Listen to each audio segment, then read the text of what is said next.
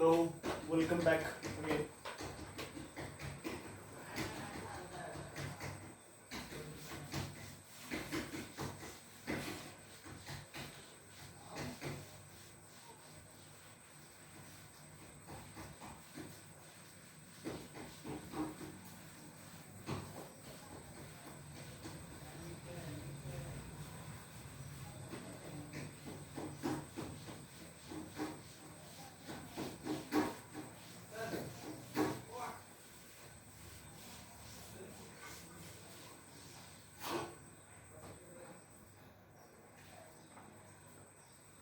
Okay, सगळ्यांना good morning.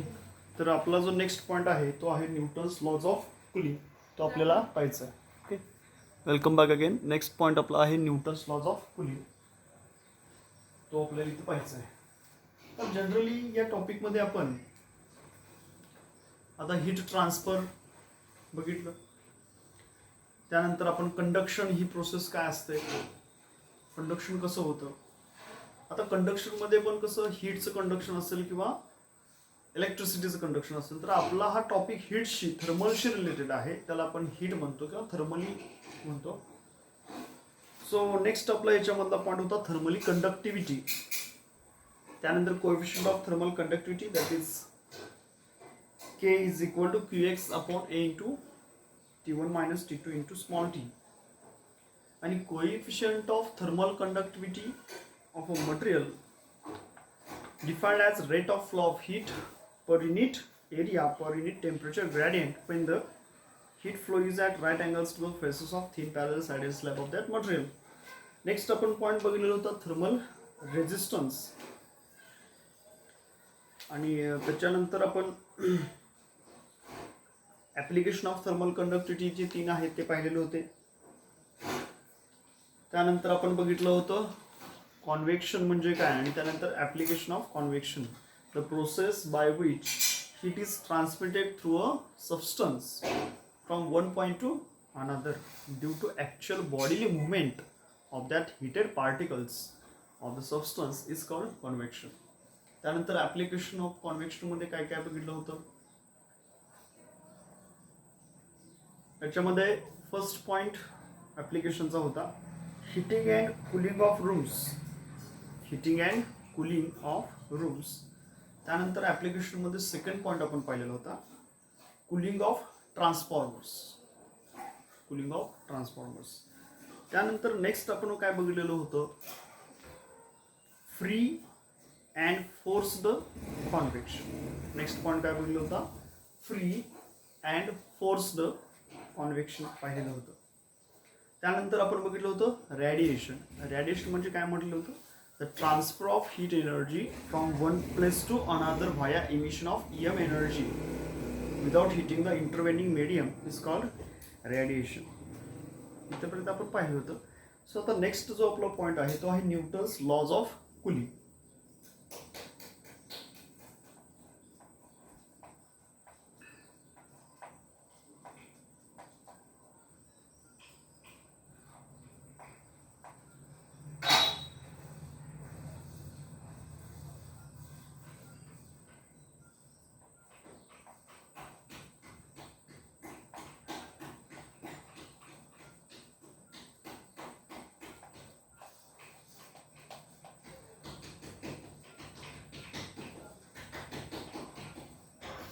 आता काय आहे न्यूटनचा law of cooling.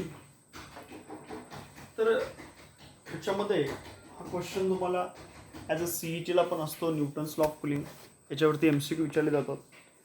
If hot water in a vessel is kept on a table it begins to cool gradually to study how a given body can cool on exchanging heat with its surroundings.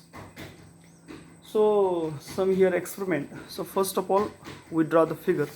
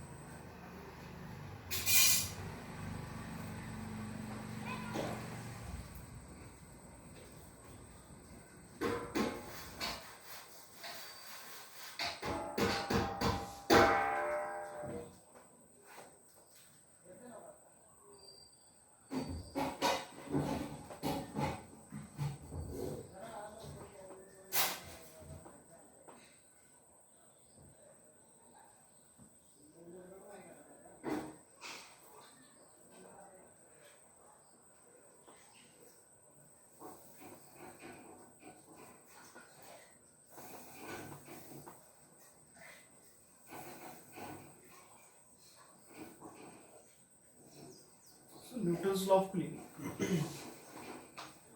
तर काय केलेलं बघा याच्यामध्ये, calorimeter is filled up to 2/3 of its capacity with boiling water and is covered. आता इथं एक आपलं कॅलरोमीटर आहे आणि त्या कॅलरोमीटरचं जवळपास 200 ते 3 म्हणजे 2/3 कॅपॅसिटी त्याची जी काय असणार आहे तेवढा तो काय केला, फिल्डअप केला आहे. आणि तो फिल्डअप करला कशाशी, with boiling water and is covered. A thermometer is fixed through a hole in the lid and is positionally adjusted so that bulb of the thermometer is fully immersed in water. So calorimeter vessel is kept in a constant temperature enclosure or just open air since room temperature will not change much during experiment. So the temperature on the thermometer is noted at 1 minute interval until the temperature of water decreases by about 25 degrees Celsius. So आपण आता इथं त्याचा graph काढला. Graph of temperature T is plotted against time T. This graph is called cooling curve.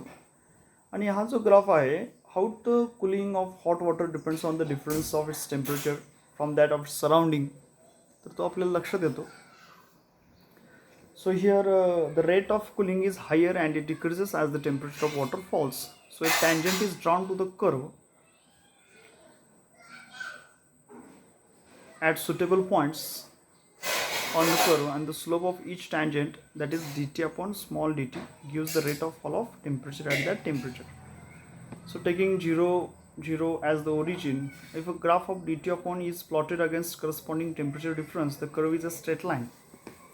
So the above experiment shows that hot body loses its heat to its surroundings. आता हे जे असणारा जो एक्सपेरिमेंट आपल्याला काय दाखवते, ह्याच्यामध्ये असणारी जी हॉट बॉडी आहे ती काय करते, त्याच्या असणाऱ्या सराउंडिंगमध्ये हीट लिबरेट करते किंवा लूज करते. So form of heat radiation. So rate of loss of heat depends on the difference in temperature of the body and its surrounding. So this is the heat lost by a body in a given enclosure and its temperature in a systematic. So therefore Newton's law of cooling, the rate of loss of heat of the body is directly proportional to the difference of temperature of the body and in surrounding, provided the difference in temperature is small. So the rate of loss of heat, the rate of loss of heat, the rate of loss of heat, the rate of loss of heat, that is dt upon small dt, dt upon small dt of the body, of the body. The rate of loss of heat, that is dt upon small dt of the body, is directly proportional to the Meenakshi सगळं तुझं सोड आधी याला pass directly proportional to the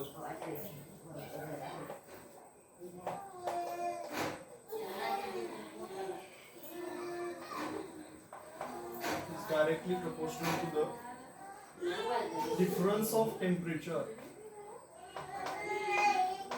difference of temperature.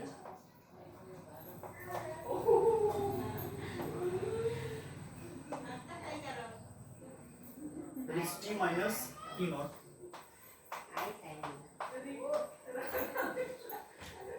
T minus T naught of the body. The body. and the surroundings provided the difference, and the surroundings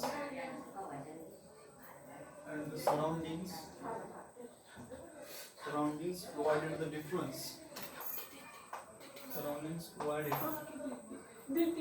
the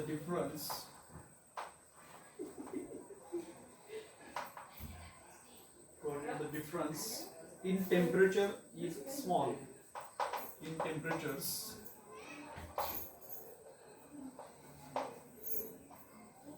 आणि ते कसं असणार आहे is small. सो मॅथमॅटिकली हे आपण कसं express करू शकतो, तर dt upon small dt is directly proportional to temperature difference T minus T naught. So dt upon small dt is equal to, हे directly proportional sign आपण काढून टाकलं, C into T minus T naught, where C is a constant of proportionality. हा C म्हणजे इथं काय आहे, constant of proportionality आहे. तर याच्यामध्ये काय काय म्हटलेलं आपण की एक कॅलॉरीमीटर आहे जो filled up to 2/3 of its capacity, म्हणजे त्याच्या 3 भागापैकी 2 भाग त्याचा आपण भरलेला आहे विथ बॉइलिंग वॉटर, आणि तो जो पार्ट आहे तो कशाने भरलेला आहे आपण, बॉइलिंग वॉटर ना. So calorimeter is filled up to 2/3 of its capacity with boiling water and is covered. Thermometer is fixed through a hole in the lid. Thermometer आपण एक काय केला होता, तो फिक्स्ड केला होता. So thermometer is fixed through a hole in the lid and its position is adjusted so that bulb of the thermometer is fully immersed in water. So the calorimeter vessel is kept in a constant temperature enclosure. त्यामुळे कॅलॉरीमीटरचं जे vessel आहे ते आपण कुठे ठेवलं, constant temperature एन्क्लोजरमध्ये, or just in open air since room temperature will not change much during experiment. So temperature on the thermometer is noted at 1 minute interval until the temperature of water decreases by about 25 degrees Celsius. And a graph of temperature is plotted against time t. This graph is called cooling curve. So how the cooling of hot water depends on the difference of its temperature from the surroundings. So initially the rate of cooling is higher and decreases as the temperature of the water falls, and tangent is drawn to the curve at suitable points on the curve. So slope of each tangent gives the rate of fall of temperature at that temperature. So taking 0, 0 as the origin, if a graph of dt upon dt is plotted against corresponding temperature difference, the curve is a straight line. So this experiment shows that hot body loses heat to its surroundings in the form of heat radiation. So rate of loss of heat depends on the difference in temperature of the body and its surrounding. So Newton was the first to study the relation between heat lost by a body in a given enclosure and its temperature in a systematic manner. So त्याचा जो न्यूटनचा law आहे तो आपण इथं लिहिलेलाच आहे. काय तर according to Newton's law of cooling, the rate of loss of heat that is dt upon dt of the body is directly proportional to the temperature difference of temperature, that is T minus T naught of that body and its surroundings. This provided the difference in temperature is small. So therefore dt upon dt is directly proportional to temperature. Okay, C म्हणजेच काय, constant of proportionality. तर कॅलॉरीमीटर जो आपण म्हटलं, कॅलॉरीमीटर म्हणजे आपण already बघितलेलं आहे. आता त्या कॅलरीमीटरचं आपण काय केलं, जवळपास एक 2/3 पार्ट जो बॉइलिंग वॉटरनं आपण काय केलेला आहे, फिलअप केला. जी कॅलरीमीटर जे आहे, समजा असं एखादं कॅलरीमीटर असेल तर याच्या जवळपास 2/3 पार्ट काय केलं आपण, बॉइलिंग वॉटरनं भरलेलं आहे, फुल इमर्स्ड केलेलं आहे. आता याच्यामध्ये एक ओपन जे होल असणार आहे त्याच्यामधून एक थर्मोमीटर आपण त्याच्यामध्ये इमर्स्ड केला की जेणेकरून आपल्याला त्याच्यामध्ये असणारं जे टेम्परेचर लेवल आहे ती समजेल. फॉर इच मिनिट, प्रत्येक मिनिटाला असणारी टेम्परेचरची लेवल आपण काउंट करणार. बट या ठिकाणी असणारं बॉइलिंग वॉटर कवर्ड केलेलं आहे, ते पूर्ण एन्क्लोज केलेलं आहे, तरी सुद्धा heat is last in a given medium, that is a surrounding medium. जरी आपण ते एन्क्लोजर जरी पॅक केलं असलं तरी त्याची असणारी जी उष्णता आहे ती प्रत्येक मिनिटाला काय होत जाणार आहे, कमी कमी होत जाणार आहे, कारण त्याच्यामध्ये असणारी जी उष्णता हे सराउंडिंग मीडियम काय करेल, ॲब्सॉर्ब करेल. So for every minute there is a loss of heat in that given medium. So this is a graph of temperature that is kelvin मध्ये असेल किंवा डिग्री सेल्सियस मध्ये असेल and this is a time. So this is a graph of temperature versus time. This graph shows that a cooling curve. हा graph आपल्याला काय दाखवतोय एक कूलिंग कर्व दाखवतो आणि तो कूलिंग कर्व कसा आहे बघा.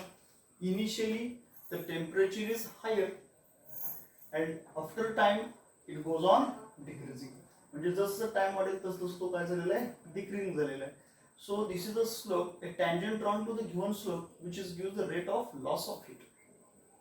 या स्लोपला जर आपण एखादा टँजंट ड्रॉन केला तर तो काय दाखवतो rate of loss of heat into the surrounding medium. That is a temperature difference between that boiling water and the surrounding medium. So whenever the rate of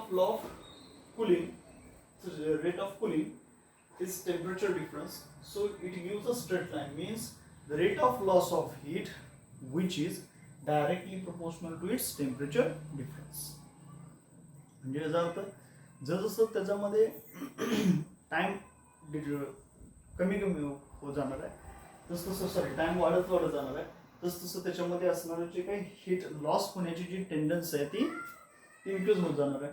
तर त्याच्यानुसार हा काय येतो डायरेक्टली प्रोपोर्शनल. ओके. सो मग न्यूटनचा law काय आहे. So rate of loss of heat temperature with time. So rate of loss of heat, that is dt upon dt of that body, is directly proportional to the difference of temperature. म्हणजे न्यूटनच्या मध्ये काय तर rate of loss of heat जी होते dt upon dt एखाद्या बॉडीची ती कशाला डायरेक्टली प्रोपोर्शनल आहे to the difference of temperature that is t minus t naught of that body and surroundings provided with the difference in temperature is small. So rate of loss of heat, that is dt upon dt, directly proportional to temperature चा difference काय आहे t minus t naught. So dt upon dt is equal to, आता हे directly proportional sign आपण काढून टाकलं आणि balance केलं is equal to केलं तर काय घेणार बघा c into t minus t naught, where c is called as a constant of proportionality. या c लाच आपण इथे काय म्हणणार आहे, where c is called as आपण काय म्हणणार constant of proportionality.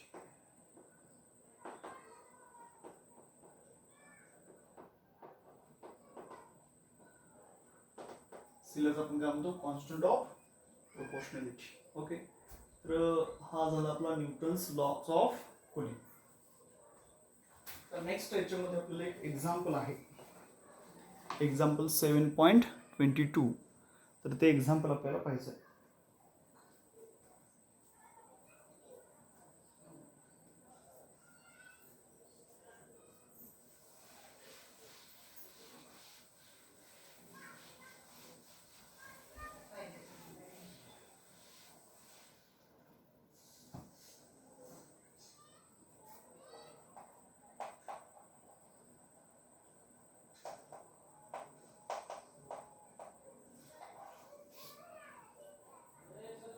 Next example, a metal sphere pulls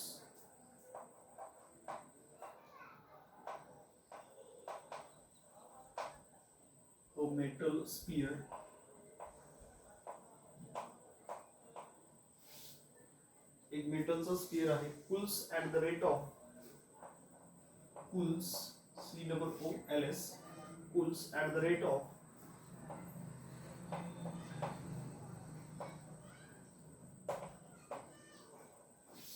metal sphere pulls at the rate of 1.6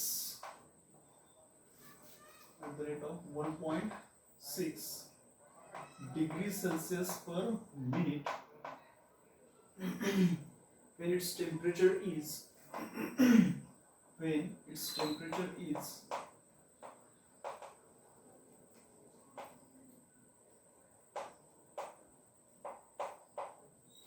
temperature is 70 degrees Celsius.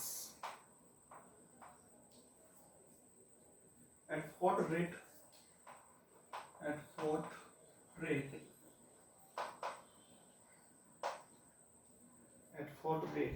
will it cool will it cool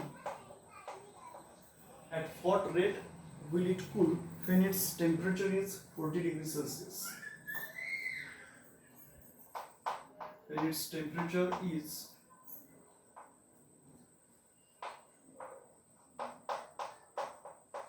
40 degree Celsius. The temperature of surroundings is the temperature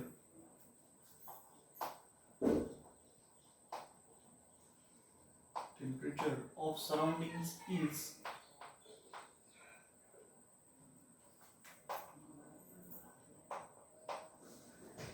सराउंडिंगचं temperature किती आहे बघा 30 degree Celsius. जवळपास 30 degree Celsius इतकं सराउंडिंगचं temperature आहे.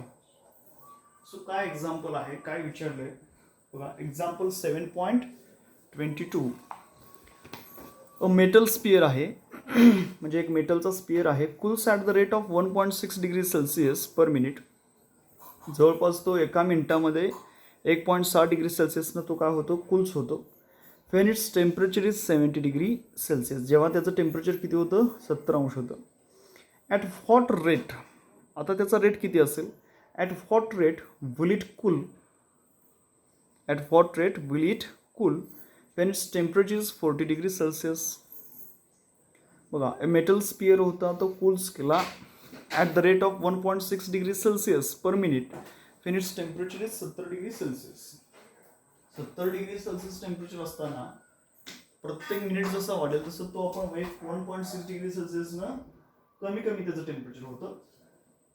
So at what rate will it cool, त्याचा दर किती असेल थंड होण्याचा, किंवा Wien its temperature is 40 degree Celsius, म्हणजे त्याचं टेम्परेचर जेव्हा 40 डिग्री सेल्सिअस पर्यंत येणार आहे तेव्हा त्याचा कूल होण्याचा रेट किती.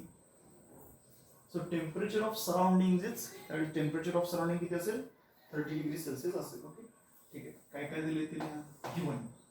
आता इथे काय काय दिलं आपल्याला गिवन मध्ये, T1 दिले. टेम्परेचर किती आहे, 70 डिग्री सेल्सिअस. त्यानंतर T2 आहे. T2 किती दिलं बघा, 40 डिग्री सेल्सिअस. त्यानंतर त्याच्यामध्ये असणार त्याचं सराउंडिंगचं टेम्परेचर दिले, ते किती बघा, T0 बरोबर 30 डिग्री सेल्सिअस. आणि काय म्हटलेलं आहे, rate of loss of heat, that is dt upon small dt, that is number 1. ते किती होतं बघा, 1.6 degree Celsius per minute. So according to Newton's law of cooling, so according to Newton's law of cooling, मग Newton's law of cooling नुसार जर आपण विचार केला, so according to Newton's law of cooling, if C is the constant of proportionality, if C is the constant of proportionality,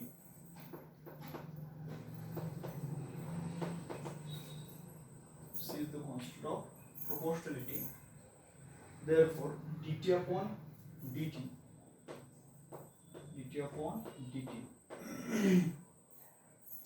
is equal to C into T1 minus T0, T1 minus T0. So आता यांचं किती दिलं आपल्याला, 1.6 दिलेलं आहे.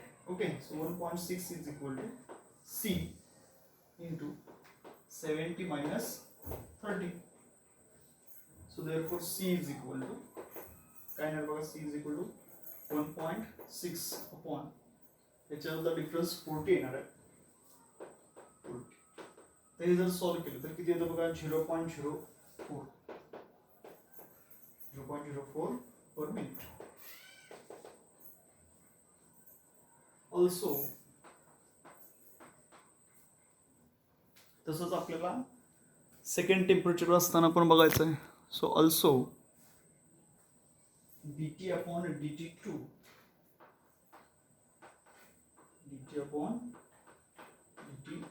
is equal to C into T2 minus T0.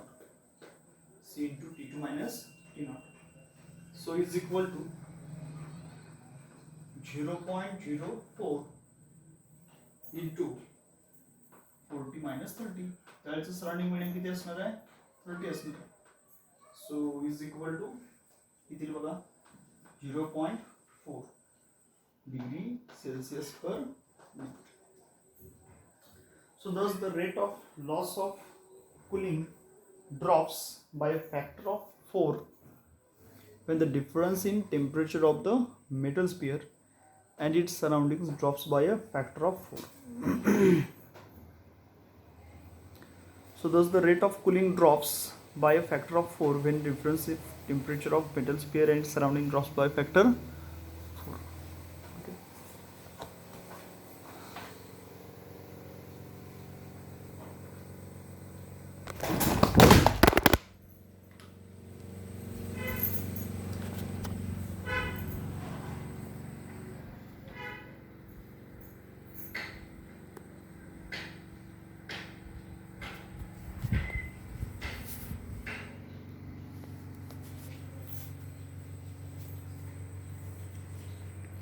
तर याच्यामध्ये आपण काय काय म्हटलेलं होतं बघा. तर एक मेटल स्पियर आहे आणि this metal sphere cools at the rate of 1.6 degree Celsius per minute when its temperature is 70 degree Celsius. So at what rate will it cool when its temperature is 40 degree Celsius and temperature of surrounding is 30. So जे दिलेल्या values आहेत ते आपण पटकन लिहिल्या. T1 दिलं 70 degree, T2 आहे 40, त्यानंतर T0 आहे 30. The rate of loss of heat म्हणजे dt upon small dt is 1.6 degree Celsius per minute आहे. So according to Newton's law of cooling, समजा C जर कॉन्स्टंट ऑफ प्रोपोर्शनलिटी असेल तर dt upon dt is equal to C into T1 minus T0. So 1.6 is equal to C into 70 minus 30. So C is equal to काय होणार बघा 1.6 upon 40 is equal to, आता त्याच्यामध्ये त्याचा आपण रेशो घेतला तर ते रेशो काय येईल 0.04 पर मिनिट.